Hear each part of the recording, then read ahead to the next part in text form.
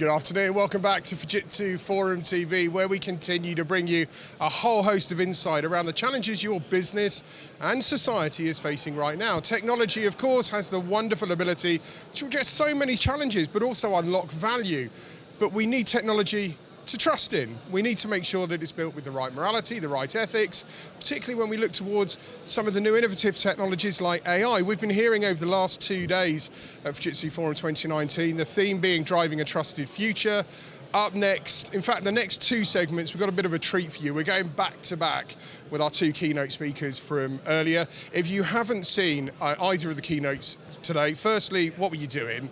Secondly, go and take a look at them because they're packed full of insight. I'm delighted to be joined by Andreas Ekström, TED Talk speaker, writer, keynote extraordinaire. I mean, the list goes on. 7 ways to own the world was your title earlier.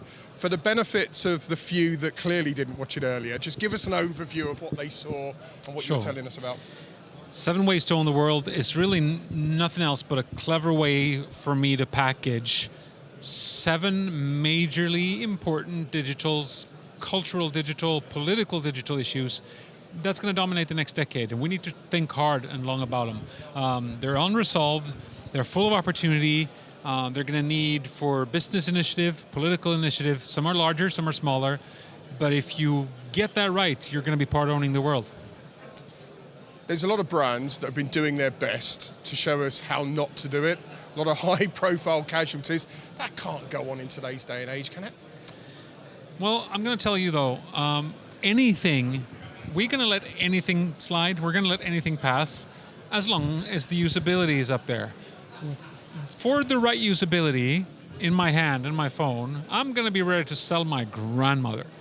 People are not considering, I'm not accusing anybody, I'm the same way. If it's easy enough, we're doing it. If it's convenient enough, we're doing it. There's the bell ringing. Should I put all of my private chats into Facebook, a company that's a laughing stock when it comes to thinking ethically about its impact? So should I really be doing that?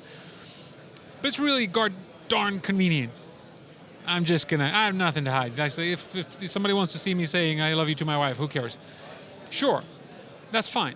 But that's okay for you and me. Living in the Western world, being fairly protected from solid democracies, if you're somewhere else in the world, if you're considering starting a political party to start a revolution for democracy, this is a life and death issue.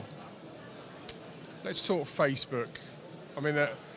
I think everyone knows about the Cambridge Analytica scandal and what happened with the data, the breaches, and over $1 billion wiped off the value of the business pretty much overnight. But it would grow back up like in no time. Absolutely. Yeah. But what about the faith in Facebook as a platform, the new innovations they've got? Do you think we're more skeptical now of those? We definitely are. Not enough, but we're definitely getting there. I'm predicting that Facebook's cryptocurrency initiative, Libra, I just don't see it taking off. They're going to have to cooperate with a lot of players in society to get that happen, and immediately the French immediately said, like, no way, we're not doing this with you guys. And I'm just thinking that to do that, you need to move into an ecosystem of traditional institutions and legislators and governments. It's a trust level that they haven't shown themselves worthy of. So I'm thinking they're going to have a hard time with that.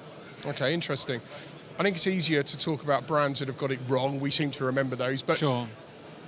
Brands can get it right. Oh, so much. And it's kind of, that's the boring part of being a reporter. That's my day job. I'm a newspaper reporter and an author. That's where it all starts for me.